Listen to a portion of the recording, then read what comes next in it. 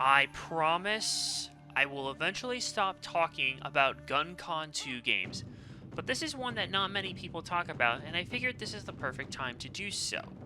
The year is 2000, and while we waited for Namco's next big light gun game from their main Time Crisis series, they had something else up their sleeve. It wasn't until the Amusement Machine show where this game was finally unveiled, Ninja Assault. Rather than follow any past Time Crisis game, this game decided to play more like a traditional Sega light gun game like Virtua Cop or House of the Dead, more like the latter. This may seem like an odd choice for Namco until you realize the arcade board this game runs on, the Sega Naomi. The Naomi was no stranger to light gun games. I mean, its launch title was House of the Dead 2, if that tells you anything. Plus, given the System 246 was just about to become a thing when this game came out, I have a feeling Namco wanted something grander for that system.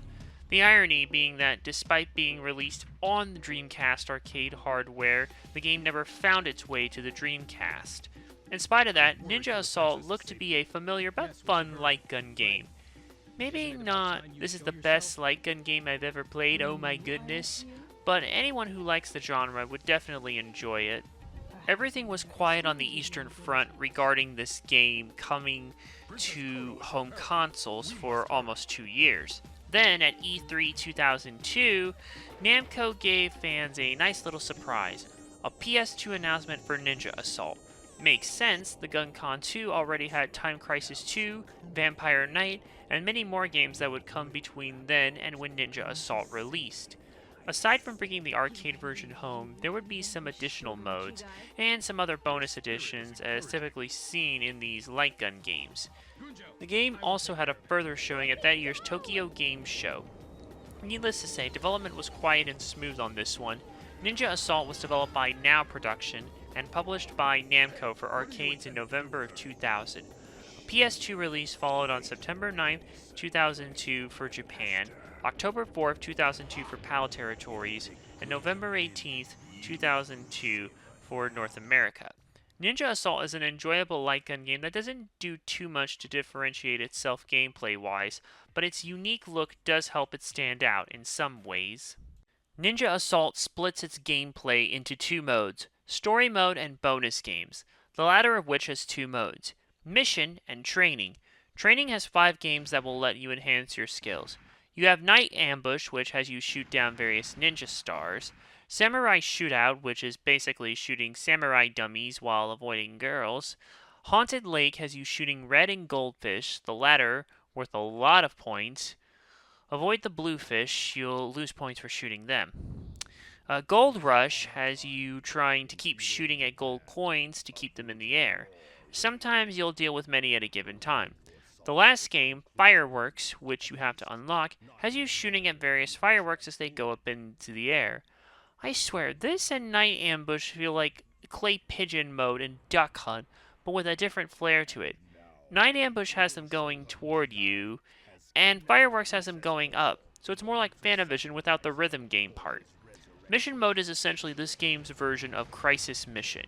You are given a specific goal to accomplish in a certain amount of time. You have to play through the game itself to unlock more missions, which leads us into the main mode, Story Mode. Here you have 4 different options of play. You have 2 side chapters with the main characters, a 3rd chapter with a bonus character introduced here, and you have the main arcade mode proper. You need to go through all of these to get the missions unlocked. If you played any of the Naomi light gun games like House of the Dead 2, you have an idea of what to expect. Ninja Assault keeps all the action on rails like pretty much every other game of this genre. You move at a pretty fast pace, shooting down anything that gets in your way. Enemies have health bars that go down relatively fast, well, most of them at least, but they can strike just as quick. Some have a weak point you must hit. You've got a standard pistol that can hold up to 8 rounds at any given time. If out of ammo, you reload. Unlike other light gun games which implement a specific amount of life points, like 4, and you lose a point every time you're hit, this game implements a health bar. If you get hit by an enemy, you will lose health. It sometimes depends on what hits you. Lose all your health, and you must use a continue. You can run out of continues, but You get a new one each time you do until you unlock free play. You can also find objects hidden in other crates to shoot for extra points and health recovery. The non-arcade mode parts also have a special attack you can find to hit all enemies and projectiles on screen. You also get the occasional boss thrown in, though it's not always at the end of a stage a la House of the Dead. At the end of each stage, your remaining life left will be translated into additional points.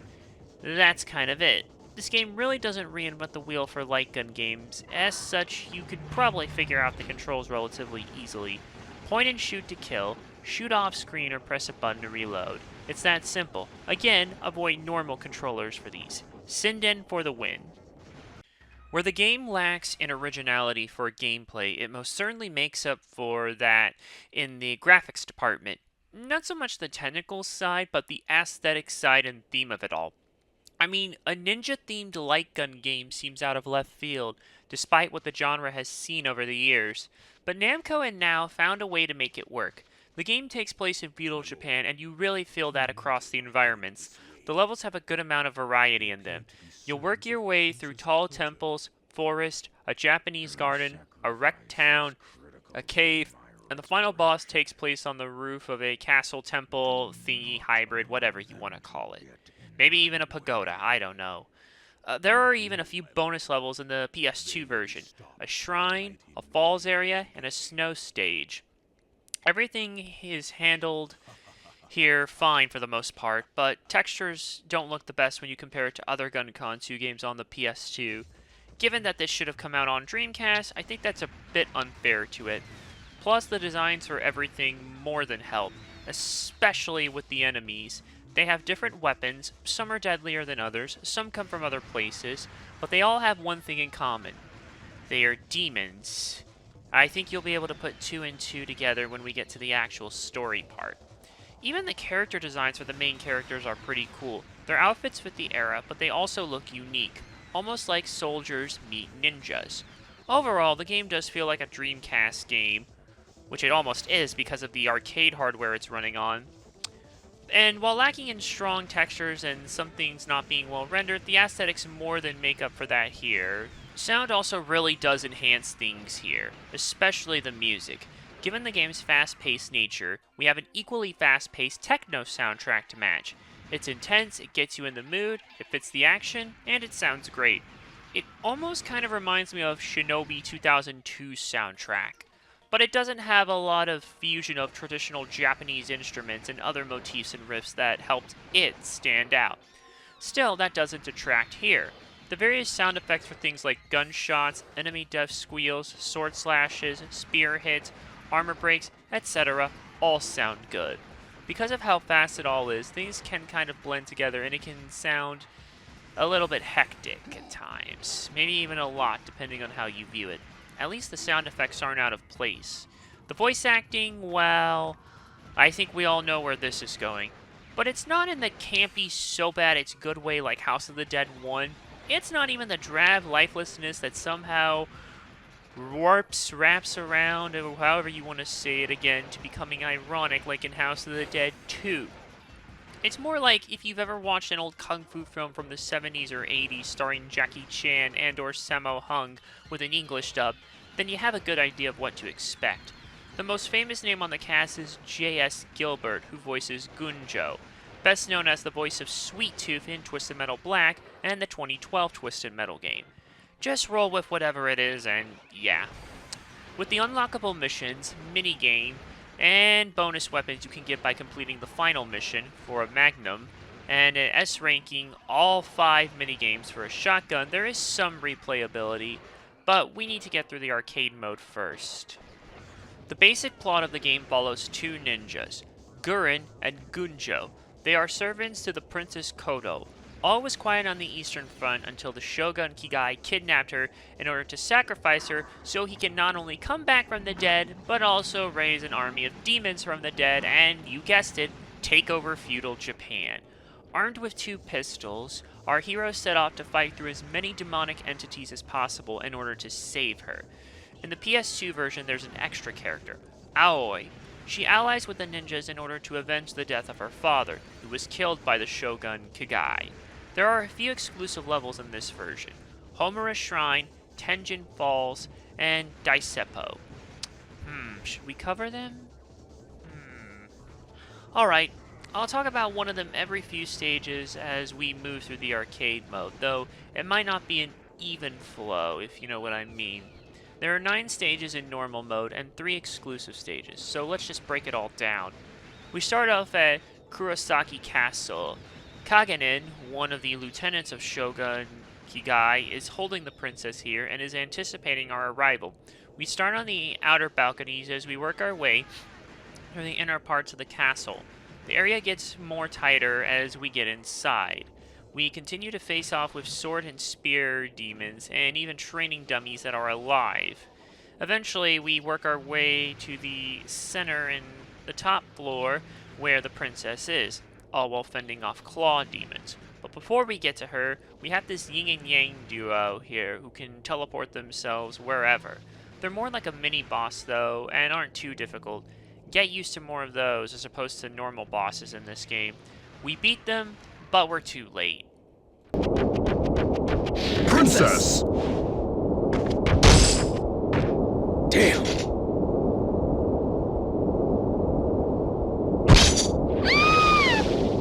Hey, what are you intending to do with her? She will make quite the pretty sacrifice for my master. Ha!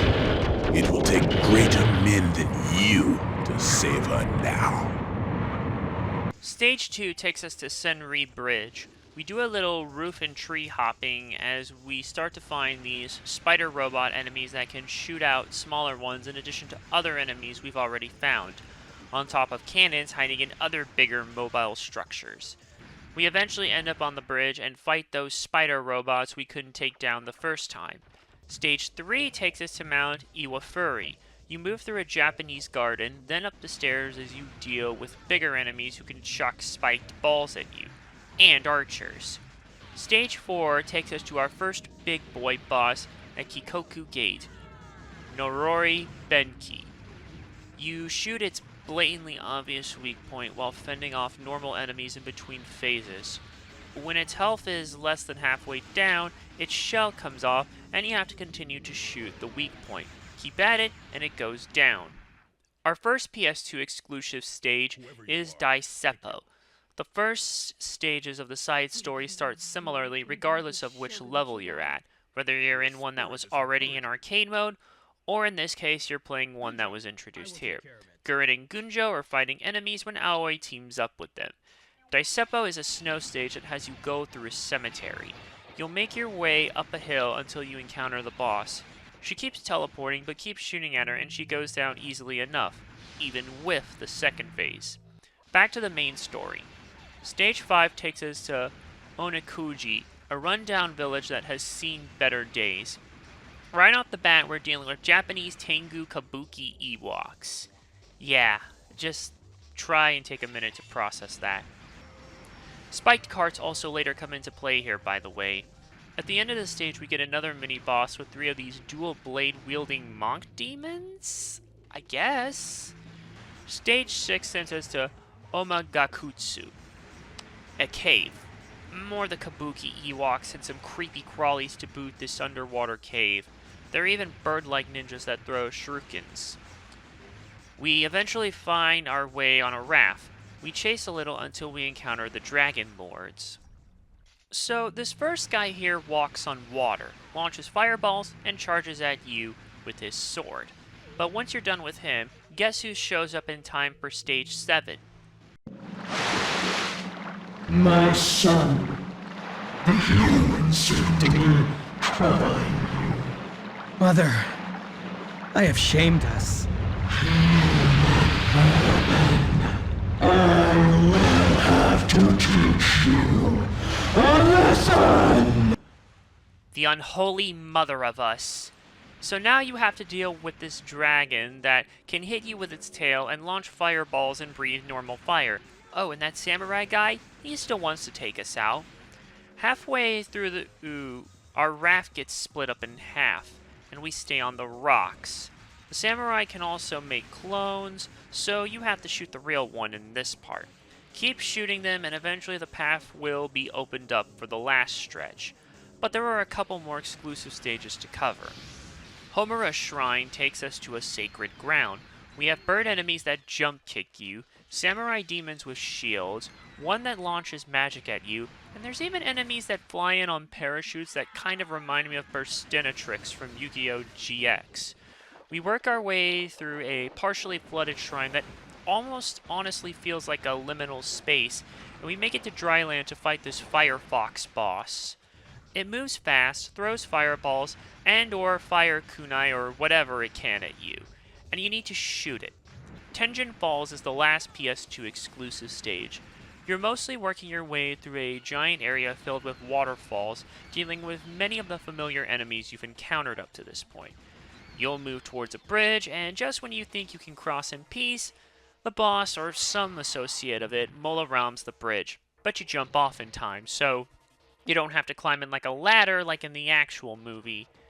And we move towards a cliff where the boss here shows up. He'll launch these purple orbs at you. I'm assuming they're supposed to be symbolic for lightning or something. I don't know. But other than that, just keep firing away. With that, the final stretch, Kigai Castle. Once again, we find ourselves in familiar territory like the inside of Stage 1. Many of the same enemies you fought before fight you one last time, while Kaganen occasionally shows up to make it worse. Before we go save the princess, we must deal with him. So, you have managed to get this far. What loyal lapdogs. But your quest shall end here. He's like the magician Light.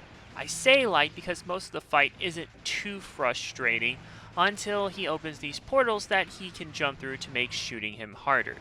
Beat him and he gets dragged back to hell.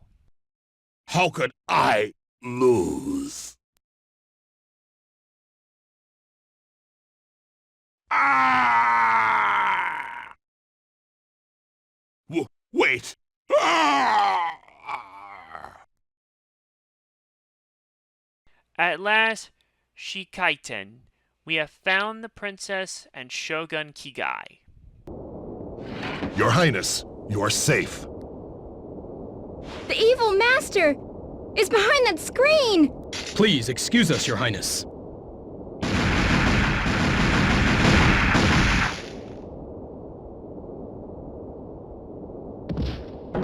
A statue? What is this?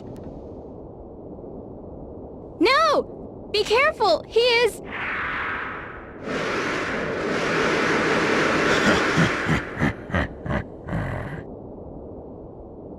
Let us have some fun before my ceremony. I will bury you before your princess.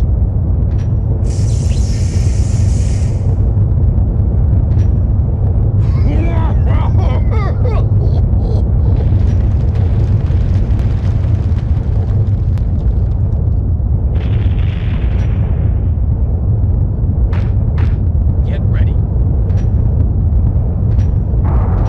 That's right, it was a decoy. He morphs into his final form.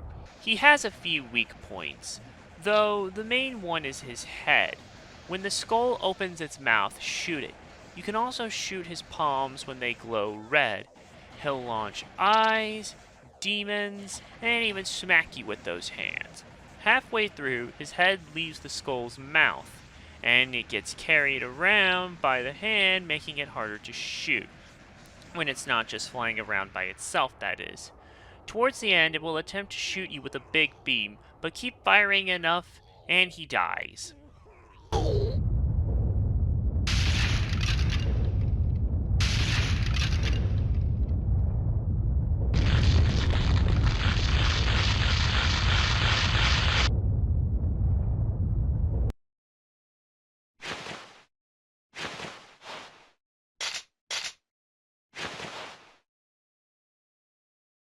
Princess!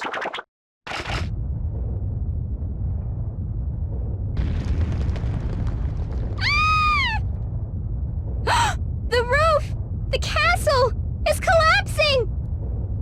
No time to waste. We must leave at once.